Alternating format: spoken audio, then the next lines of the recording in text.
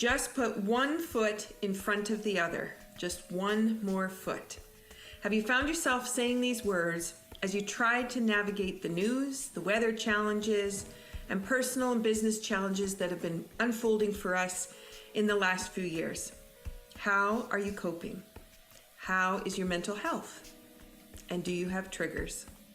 It's easy to look at the challenges in front of us, maybe the ones beside us, and often we look behind us too. And this is often giving us a feeling of despair or desperation. How do you transform those feelings into gratitude, trust, and celebration? It can be a very fine line. Today, Charlene will be sharing her experiences with the wildfires of British Columbia over the last few weeks and the weather challenges of drought, flood, typhoons experienced by the Moyo family in Malawi in Africa. What provides resiliency? How do you face the moment, the day, the week? What transitions you from feeling helpless to feeling hopeful? And how does courage bring you back to your power? You're listening to Be Well with Michelle Greenwell. This is sponsored by the Cape Breton Tea Company and Dance Debut Inc. And I'm very excited to welcome back my sister, Charlene Waynes. Thanks for joining me. Hi, thanks for having me. I'm happy to be joining you from my house again, back in West Kelowna. We've been out of the house for a week.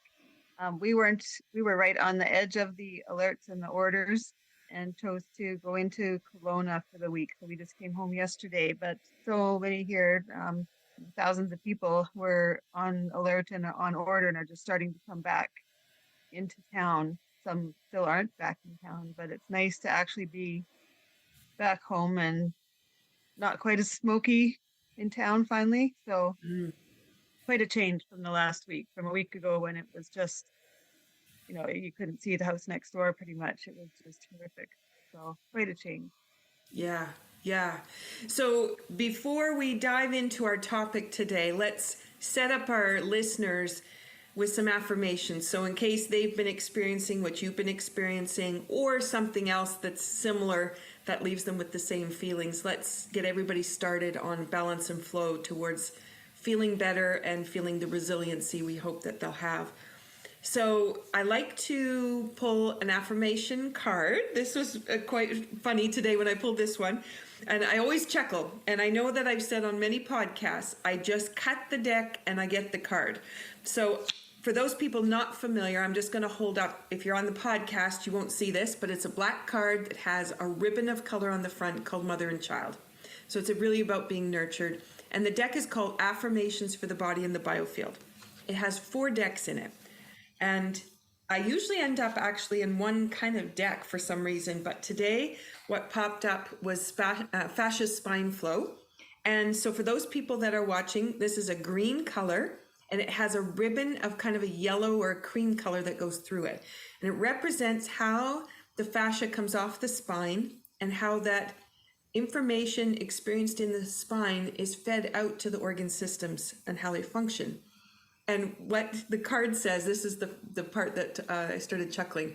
The note is F. So for anybody who's a singer or a musician who might want to play in the key of F or might want to sing in the key of F, then that would be the note and the tone that you might want to use.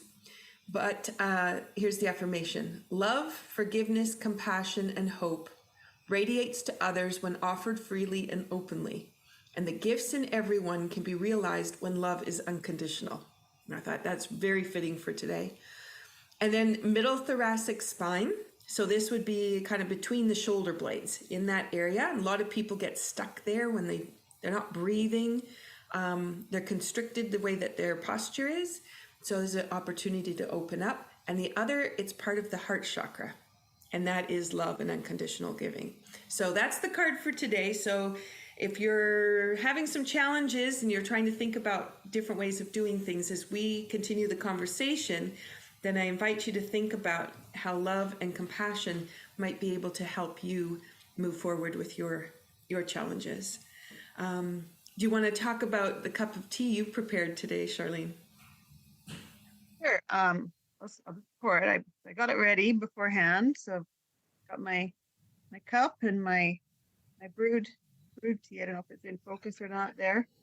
Just gonna So she just has an infuser, but it's the kind that sits on top of the cup. And so she's just letting that lovely essence of herbs just pour down into the cup, which is a Canadian cup.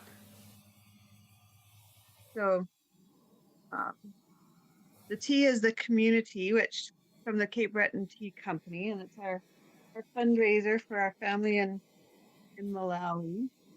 So we're good at judging where to put these No, so it doesn't want to go into focus. So fingers. the front of it has lotus flowers on it, which is a sign of peace and Oh, also optimism as the flower opens and expands. I'm not getting in focus, no matter It's what. not going to focus. Nope. But we got the tea. All right. There we go. For one moment. There it is. There it is. So it's a community. And the idea is for us all to be in community with each other. And the big thing with the fires too is everyone coming together. And this community is a fundraiser for the family in Malawi that I help, and that we're helping the Moyo family. And what we've really seen, fires and everything, is how important it is for everyone to come together and help. And in a crisis like this, where everyone is losing things, you're running on sometimes only minutes or hours notice that this disaster is happening, potentially losing everything you don't know, and all of a sudden everybody comes together. People are reaching out and giving people things and saying, come here, come stay here, what do you need? And all of a sudden everybody's helping each other, and really helping out and saying, you have a need, I have something, can I give it to you? How can I help? What can I do? And reaches out selflessly and without thinking. And the people who are giving feel better, and the people who are receiving are comforted. And it's so natural and instinctive. And we do that at home. And what I'm trying to say is we need to do that elsewhere too. And really with community, with the tea, that's one way to do it. We buy the tea, and the funds that we make from that, we can reach out and help this family and their community. And it's so easy to do. And just like the people here with the fires, they need help, and it's so easy to see because it's right in front of us. But at the same time, there's people elsewhere that are having that same crisis happening all the time. We just don't have it happening right on their lap. But for me, this is one forum where I can say, here's the crisis is happening, let's reach out and help. Let's feel that crisis happening the same way that we feel this this fire that's happening in my home. Let's feel that fire happening somewhere else. Let's feel that humanity, because it's the same humanity. We just don't see it because it's not happening on our doorstep. Exactly. And I wanted to mention, because we talked about the tea before, but I've really, the last couple of weeks, been spending a lot of time with the ingredients. And because I've been cultivating and drying and saving the ingredients that grow naturally around us to create the blends, I thought I would pull out a couple of ingredients that are in this tea. And this is only one example for people to realize the power of the tea. So as you were saying, if you want to purchase the tea so that you can help them in Malawi, at the same time, if you were to offer that tea to a friend or send it to a family member, this is an opportunity to provide them with a lift as well. So to think about not just could I put the tea in my cupboard, but how could I use that tea to build community around me and to support people in a conversation over tea. So there are lots of ingredients in here. So we've got rooibos, hibiscus, rosehip shells, lemon balm, peppermint, strawberry leaves, blackcurrant leaves, blackberry leaves, lemongrass, orange blossom, lavender, heather flowers, rose petals, and chamomile. There's a lot in here. And people It will smells, often say, sorry? it smells good. And yeah, I know. Smells good. Sometimes it's just open the jar, right? Mine's in a jar rather than the package, and just smell, just say it. It's just beautiful. But lots of people will say, "Oh, I need chamomile because it's good for relaxing me before I go to sleep." But I'm going to invite you to think a little bit differently about the ingredients, and I've pulled out two cards. And these I've worked with a lot as we've been developing the teas and the different blends. These cards come from, it's not on the back of them, they come from Evelyn Mulders in Kelowna, who fortunately did not have to leave her home. Yeah, she was okay. She was watching the fires all around her, but she was able to stay home. But she looked at the essences of the different herbs, and she was able to bring them into categories, same as you would classify things in Chinese medicine. So I chose two that were in the blend. So I chose strawberry and peppermint. And strawberry, I know in Kelowna, has been in the markets for weeks and so luscious when they're fresh. And then peppermint, a lot of people keep that around, and sometimes it's added to a tea, sometimes it's put into food. But peppermint is something people often go to, and too, if they've got a stomach ache, they're going to grab a mint and try to calm it. So the strawberry is, I enjoy the fruition of my labor and firmly embrace life. So when you think about the essence of that within the tea, it emotionally supports disappointment, and it also helps with compassion. So it's really interesting to think about that herb is sitting there in the tea for you to sip, and it's lifting you up just by its essence of what it is. It is part of the stomach meridian, so it does help with digestion, part of the earth element, and it's part of the root chakra.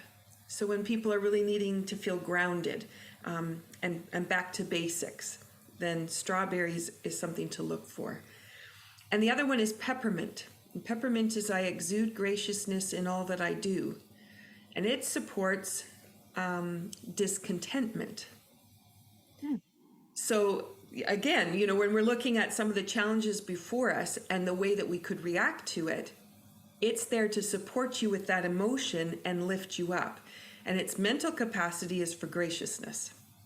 And sometimes you might not feel so gracious if it's you that's been leaving your home and you're just trying to cope. But when you're gracious to the people who are there trying to support you as well, there's such a shift that can happen. It's also part of the stomach meridian, but it's part of the heart chakra. So the center of love, our ability to open up and connect with other people. So when you put the fact that you can be grounded and you can help others at the same time through strawberry and peppermint, and that's only two ingredients in the tea, you can see how powerful the tea can be for lifting up the people around us and for lifting us up. So I wanted to share that. So, And I really like that it doesn't feel like a really heavy tea. Like some teas are quite dark and heavy. The stronger, heavier tea. It's quite a gentle tea. Sounds funny for a tea. So with that, should we have a cheer? Sure. Awesome. So here we go. To those people listening, and we hope that we've lifted you up today and that the tea and the essence of what we're bringing provides you with a way of looking at life a little differently. Yeah. And to all the first responders and the people who are caring for others, cheers to them. Bless their hearts. Yes. Yeah. Cheers. Oh. Yep. One of the things that's been quite amazing during this time that we've been out of our house, and mom and dad and kids and everybody have been displaced and over in Kelowna instead of West Kelowna, and then watching all the fires and everything carrying on, is that the Moyos in in Malawi have been constantly checking on us to see if we're okay. And Hmm. this is while some of them are in hospital. They haven't had enough food. They have had their own struggles and difficulties and challenges. But there's been constant messages from them. How are we? How are mom and dad, grandma and grandpa? Where are we? Is everyone okay? Where are the fires? How is our homes? Um, you know, to let us know that they're praying for us. Even the little ones are praying before they have anything to eat in the morning, before they go to school.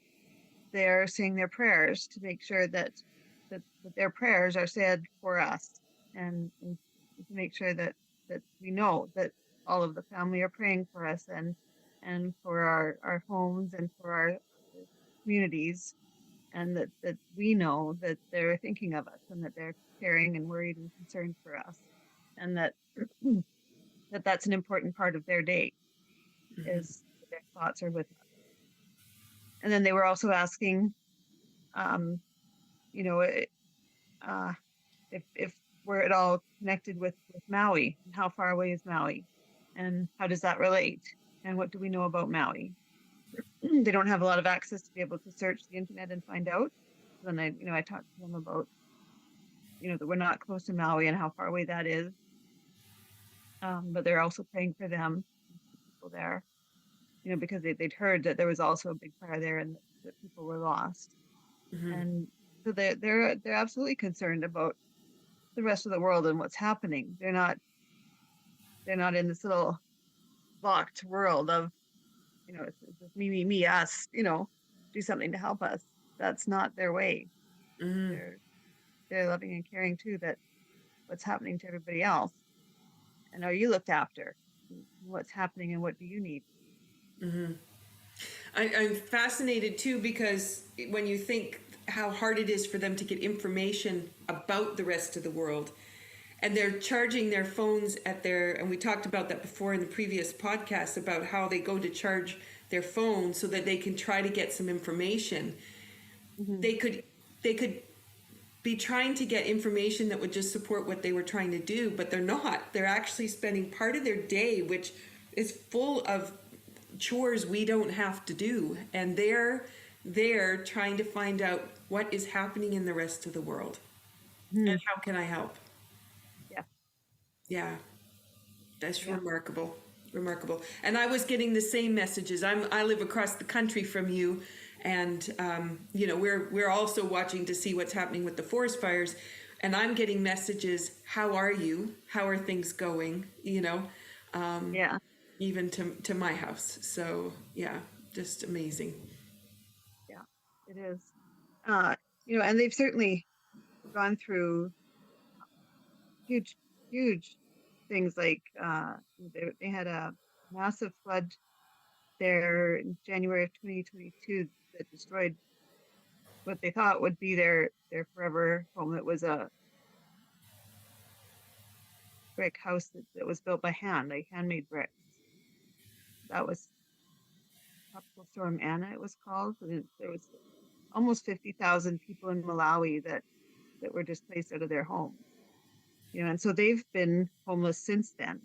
Their home hasn't been rebuilt. And I was thinking about that and thinking, when we're told that something like this wildfire here is coming, we have cars we can load up. Some people here had RVs that they could load their things into. And we think about, well, what should I take?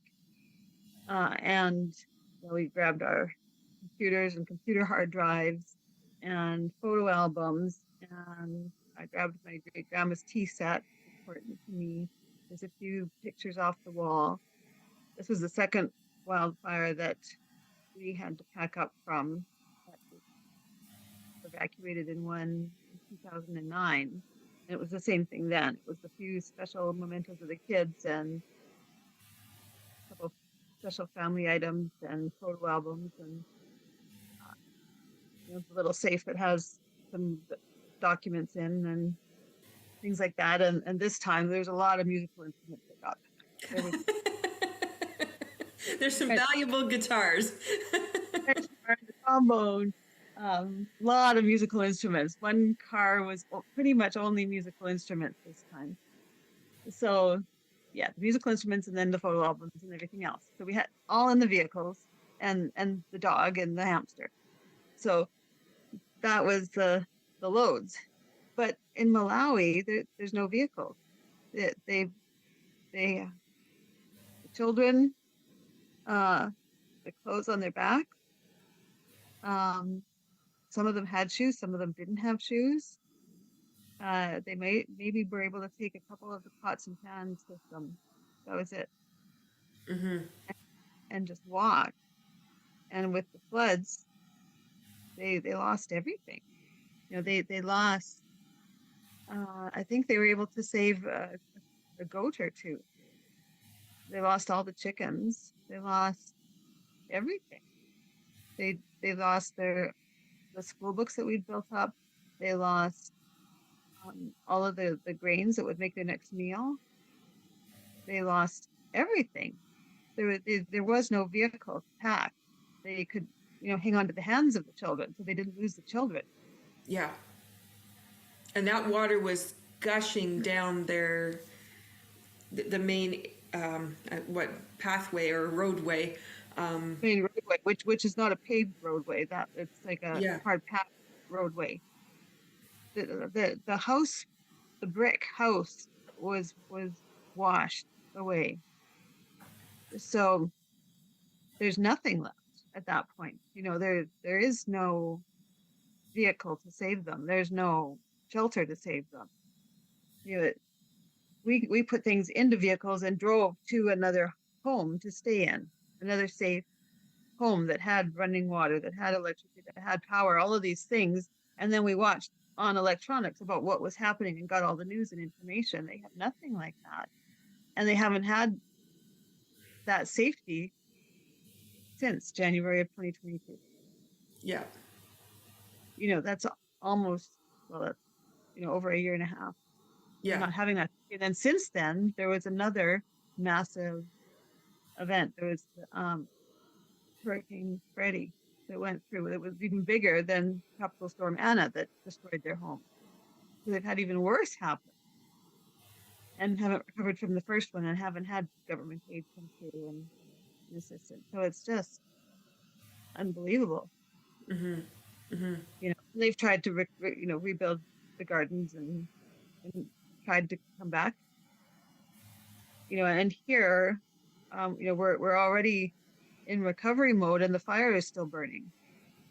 And we're already returning to homes, and the people who have lost everything are already putting in claims and figuring out what's the next step.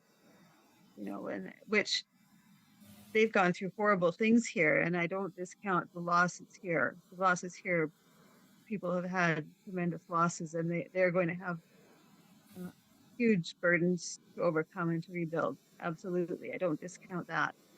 But they have the ability to rebuild, and while they're rebuilding, they'll have food and they'll have a roof over their head. And they'll have support to do that. Right. Absolutely. And they'll have a community behind them. What I'm trying to do is make sure that these people that I'm trying to help in Malawi have some kind of ability to rebuild as well.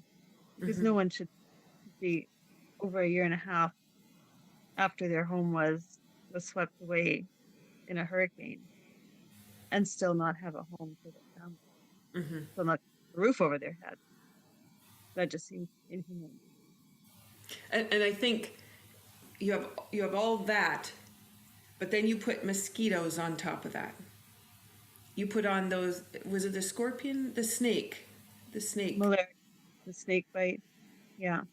And we don't even fathom that, because we can come inside to a house and be protected from mosquitoes and bug bites.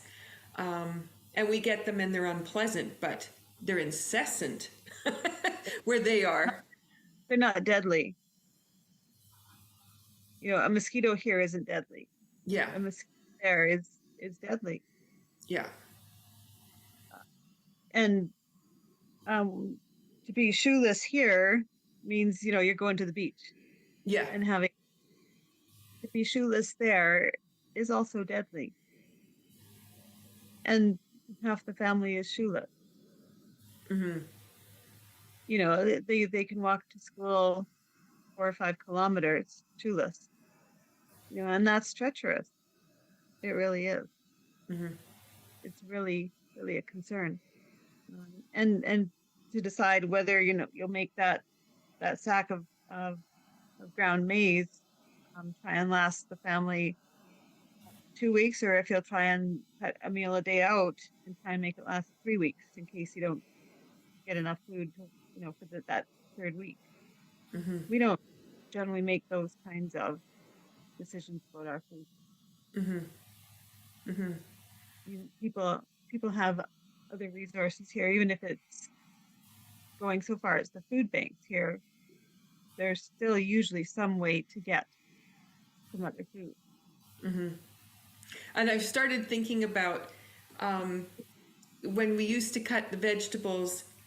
You cut the ends off the vegetables because they're a little bit dry, or they didn't look as good as we wanted them to look, right? And putting them into things. And I think twice before I discard anything now. And that includes off the tops of the carrots, because we just take that greenery, that fantastic greenery, and it's not relevant to the carrot that we want to eat. But I've started saving those pieces for soup and spices, and thinking about how many ways can I use every inch of that vegetable before I would consider discarding it, because it really is not edible. It really makes you rethink things. Mm-hmm. It gives you perspective about what is waste, or do I really need that new whatever, or could I find it in secondhand? Same thing, Mm-hmm. or different things. Yeah. Yeah. So what's, I know every time you go to start with the next project to work with the Moyo family, the next crisis arrives that you then try to navigate what's more important. So as people are thinking about how they could support with a donation or how they might be able to support with the tea, where is the focus now at this point? The hope is always to rebuild the house. Mm-hmm. Rebuilding the house will always mitigate all of the other problems.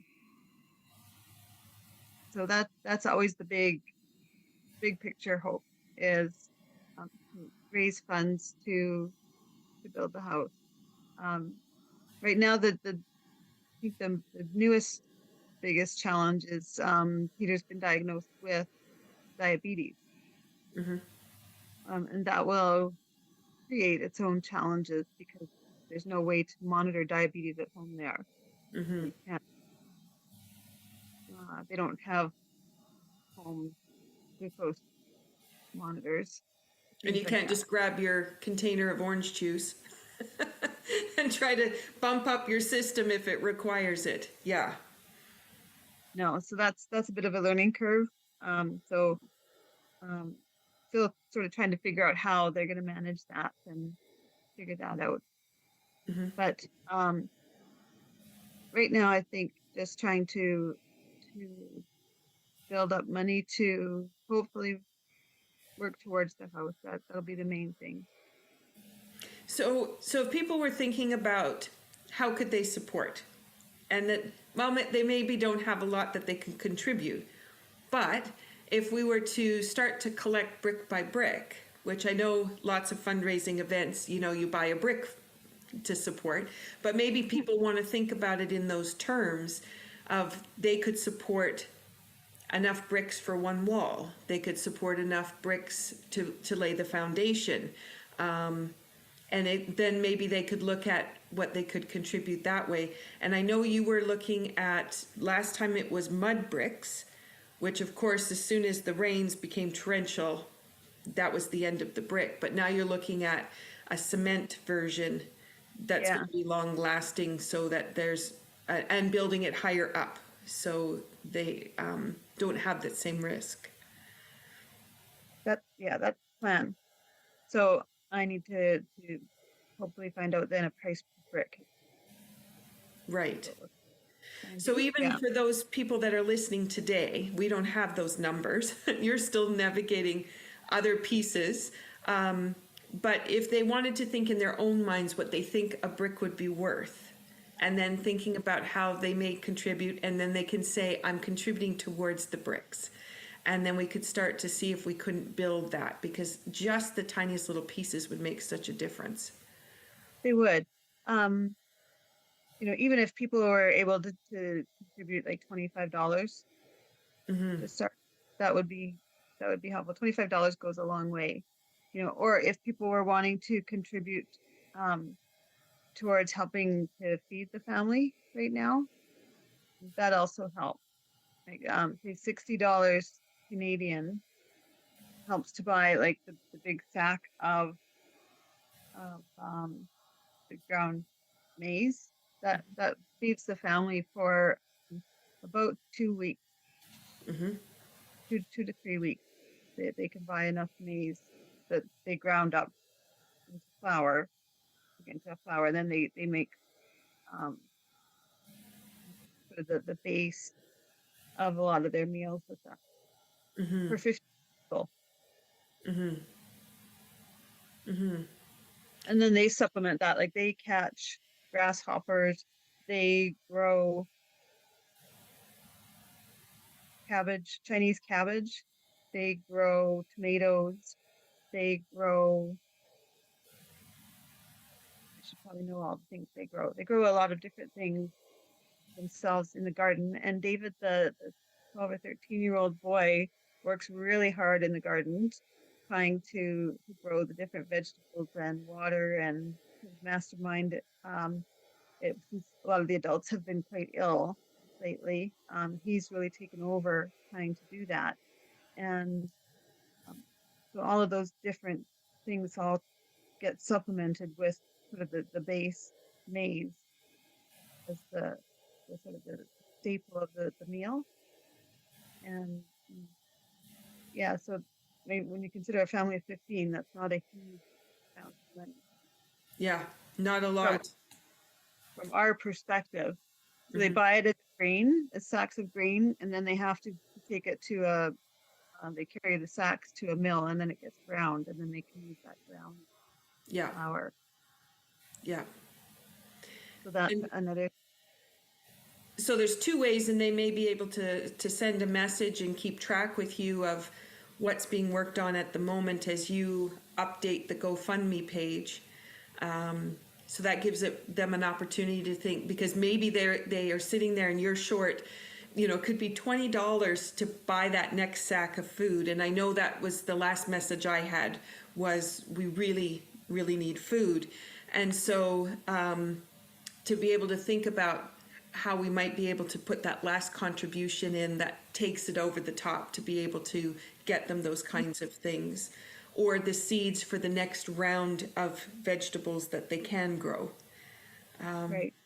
And I did see, but they sent me a picture of the tomatoes. So that I was asking what they put with it, and how they like to prepare it, which is totally different than how we would think of using tomatoes, but lovely. Yeah. It's very different. They catch grasshoppers to supplement their protein too, which is different. They catch mice sometimes to eat to supplement. It's very different than what we would do, because they have to go with whatever they can. They'll catch them Yeah. birds. I'm trying to picture catching grasshoppers. As a kid, I remember riding my bicycle alongside them. There was no way you were catching them. They were bouncing off of you. I know it's totally different, and they've sent me pictures before of it. They also buy beans as well to add, to their meals.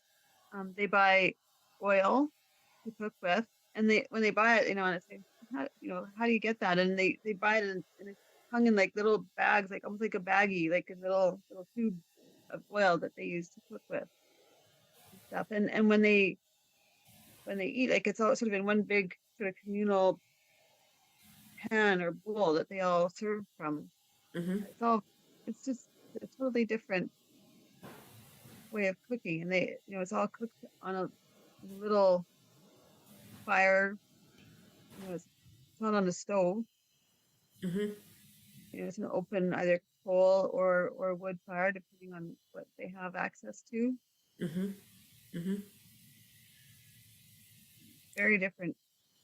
So, for those people thinking about what's possible, what they have as an opportunity, and how they might be able to compassionately reach out, Charlene has prepared. It's the Stephen Moyo's Mission for Change GoFundMe.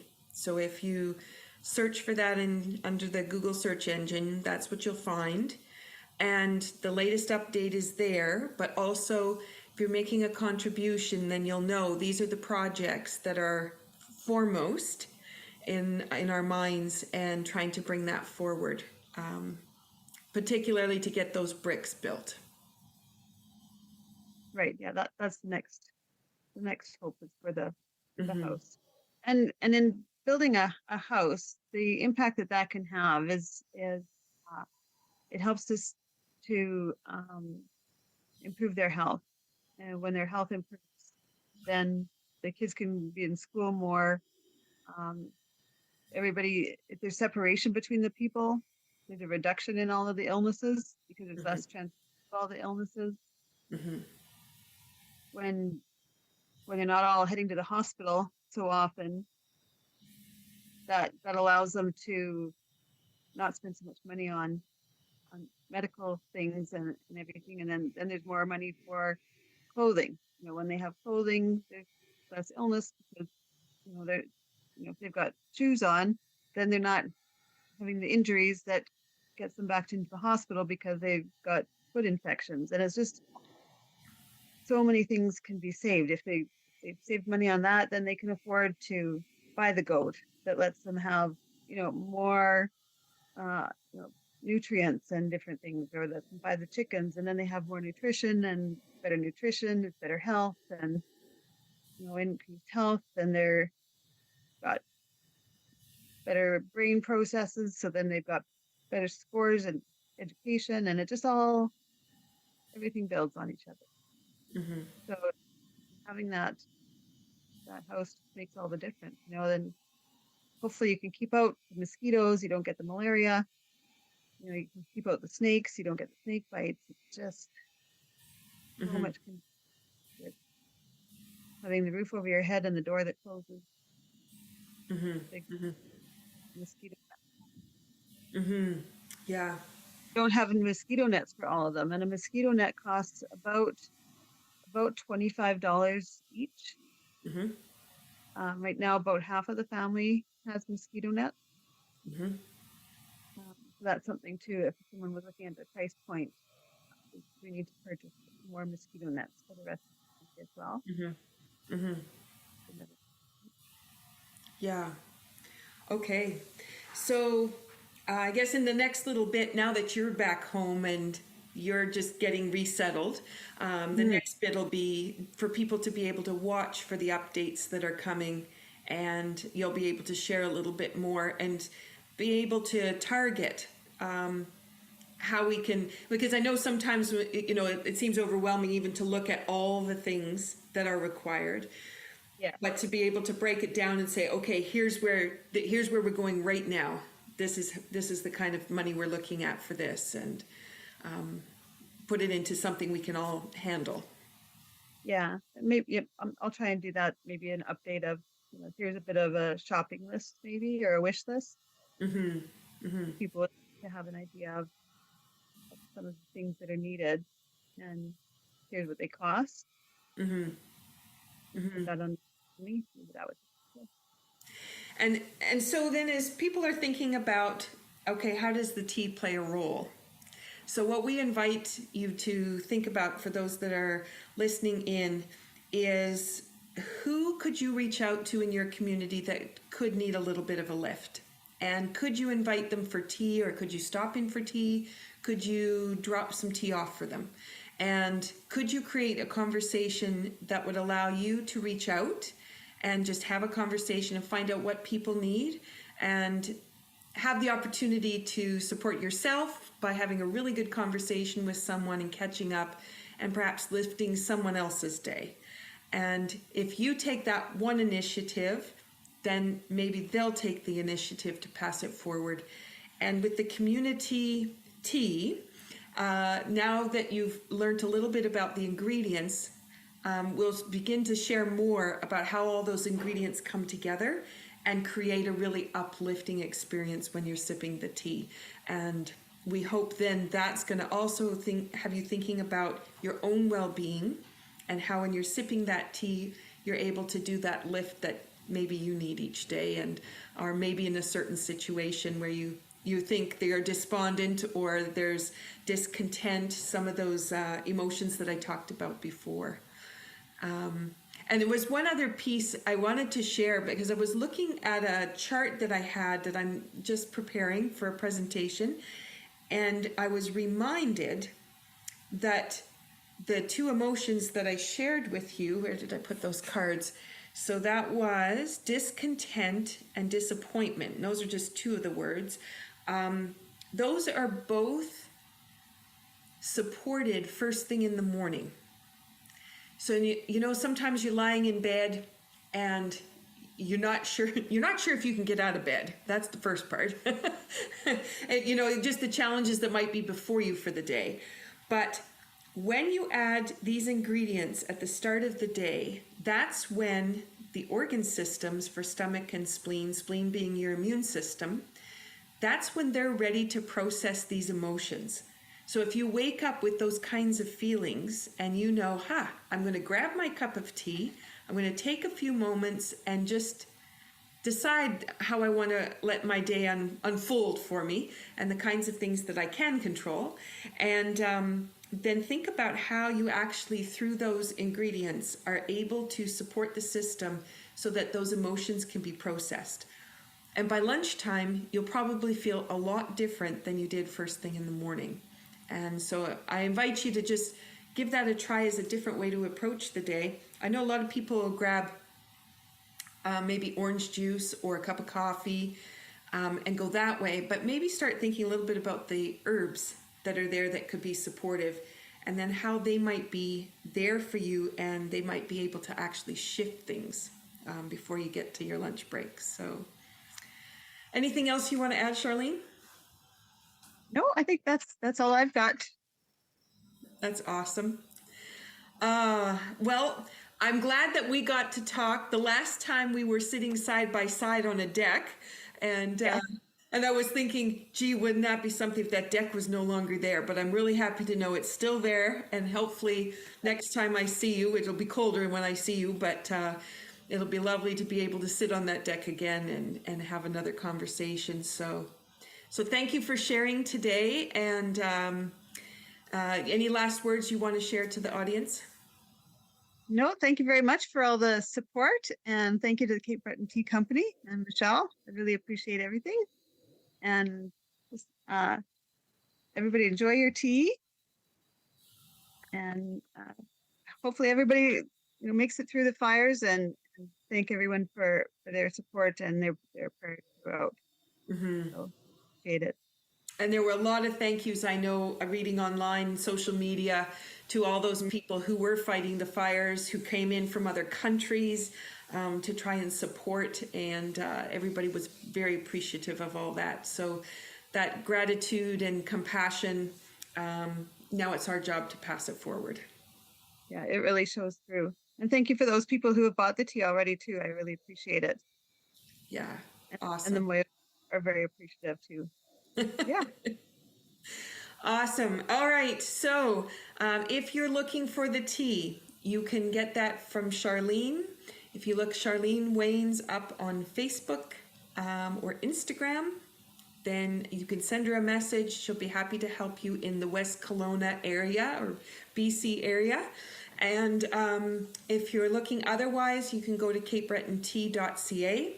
I have discovered today that my shipping is an atrocious number on the website. I haven't figured out how I'm fixing that yet. I hadn't realized, I don't know what got plugged in, but you can always send me a message and I will make sure that the shipping is not going to break the bank, because even to ship one small package of tea is not what it says on the website. So I will be fixing that. So just know that.